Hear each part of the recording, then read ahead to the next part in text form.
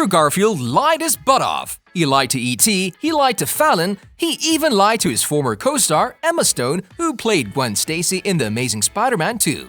But now, with all cards on the table, we can actually talk about the possibility of Andrew getting the long-awaited Amazing Spider-Man 3.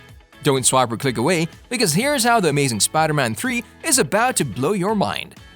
You're gonna be in it, yeah. That's exciting, right? I had no idea. Have you seen the... He was always lying through his teeth. He was trying to make us feel like nothing was going on, but he didn't go all Hollywood on us and convince fans that he wasn't in Spider-Man No Way Home. No, what Andrew did was way more cunning. His acting was flawed on purpose. Take a look at Tom Holland, for example. He's spoiling movies left and right, and Marvel still keeps him.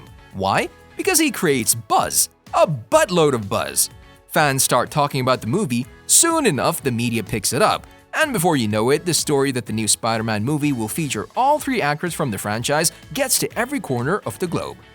This is exactly what Andrew Garfield did. Compare that to Tobey Maguire, he said nothing to fans and the media, so people got bored with him and tossed him aside for the moment.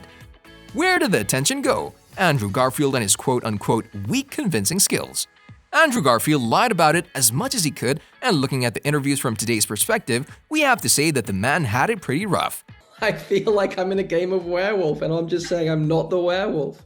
I am not the werewolf, I promise you guys I'm... Imagine telling everyone, I swear I'm not in the new Spider-Man movie, and then the movie comes out and everyone realized you were a liar. That's definitely a hard pill to swallow, regardless of who you are. That excludes politicians. Anyways, back to the third Spider-Man movie. Before we tell you about all of the juicy theories that arose from this, we first have to ask Andrew Garfield about his willingness to film another Spider-Man movie. Would you do it again? Would you put the suit on if given the opportunity? I mean, never say never. In other words, is he open to filming The Amazing Spider-Man 3? Well, during one interview with E.T., when the host asked Andrew this very same question, he was smiling from ear to ear and said, never say never. It's a character that's always going to be so meaningful to me and so beautiful to me. Thanks, Andrew. That's more than we needed to hear. Now, let's ask another very important question. Where did all of these rumors come from? How could they possibly create a third Spider-Man movie? Or better yet, where in the world did this idea come from? Well, for that, we'll have to smash that like button just like you should do if you haven't done so already. But no, in all seriousness, we'll have to look at the ending of Venom 2. I love this show. Yeah. Now, only did they announce that there would be a time shift and everything would change. Venom Let There Be Carnage also had a little Easter egg for those that managed to spot it. First of all, let's talk about that epic post-credit scene at the end of the second Venom movie. After they beat all of the bad guys, Eddie and Venom are kicking it back in a dirty motel room.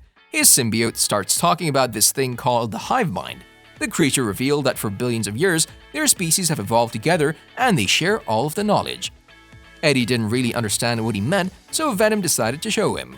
Before he could do so, the motel started shaking, the entire world was changed, and these two found themselves inside a fancy hotel room overlooking a beach. Months in advance, the movie actually announced Doctor Strange's spell that changed the whole world. And before Venom and Brock could realize what had happened, the editor-in-chief for the Daily Bugle, Jonah Jameson, came on the TV screen and revealed that Peter Parker is actually Spider-Man. Venom looked hard at the screen and even licked it for some bizarre reason, and then he remembered meeting someone similar. Well, this scene told us two things. First, it told us that Venom can reach into the different hive minds of the symbiote race and remember things that he may have never seen before. Clearly, some other symbiote was part of the third Spider-Man movie with Tobey Maguire, but this Venom obviously shares the same memories as the other individuals from their alien race. Second, and probably the most important thing, is that Venom will officially be part of the MCU. They're finally going to pair Venom with other superheroes, and this was evident from the post-credit scene in Spider-Man No Way Home. In this short clip, we saw Eddie Brock drinking at a bar while the three Spider-Men are fighting to the death with a group of 6 villains that want nothing but revenge.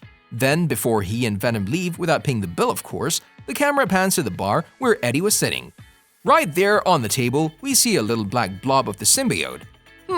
Now what could this mean?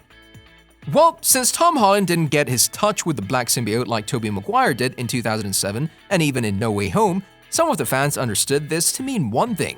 Tom Holland is going to be Venom in the upcoming Spider-Man movie. Or is he? It's funny because for me, being an actor is being a truth teller. Like, it's a strange thing. In terms of moving forward with a character, yes, I'm definitely open to that, said Andrew Garfield in an interview.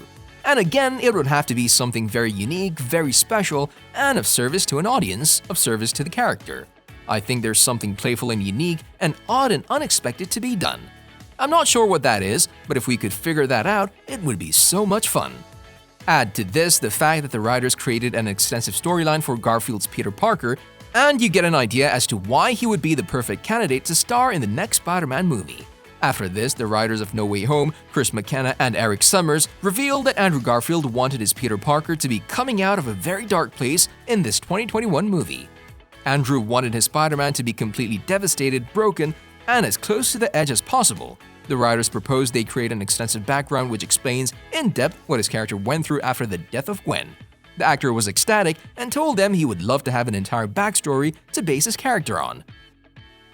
From our perspective, we think that these guys aren't going to leave this entire backstory on the table. All of that effort spent on creating a unique Spider-Man, and he only gets a brief appearance in Tom Holland's movie? Yeah, no, that just doesn't work. If you ask us, the writers are going to build up on that storyline and finally give Andrew Garfield the third movie he deserves. Not to mention his broken character, a Spider-Man down on his luck, depressed and living in a very dark place, would be very easy prey for the symbiote. These two will connect and wreak havoc on the city. However, we're still on the fence about Tom Holland's Spider-Man.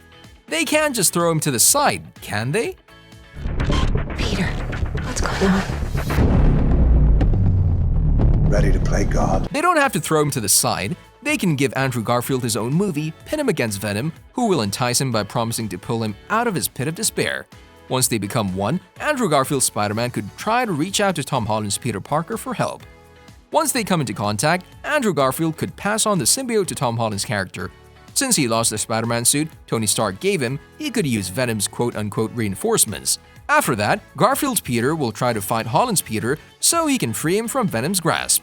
We know it's a bit much, but we live and breathe this stuff. Don't judge us, please. On a related note, who would you like to see Tom Holland's or Andrew Garfield's Peter Parker to fight Venom? You can tell us in the comment section below. If you'd like more videos like these, don't forget to subscribe to our channel and hit the bell icon so you never miss any of them. And as always, thanks for watching, guys.